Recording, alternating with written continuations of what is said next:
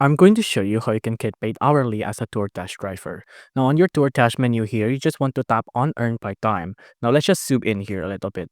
Now, on here, you want to tap on Earn by Time there, right? So, not Earn per offer. If you earn per offer, then every time you complete a delivery, you'll get paid there. But if you earn by time, then you will get paid hourly. So, like $12 per active hour plus customer tips if there is any, right?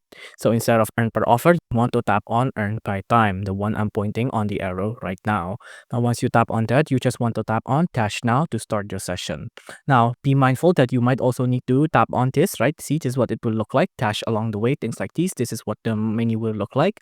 Now, be mindful that you will need to turn on the location sharing service like this, right? So you will need to enable location sharing. It's just so DoorDash know you're actually working and not just doing some random stuff while you're taking all of their money. So make sure location sharing is on and everything is on.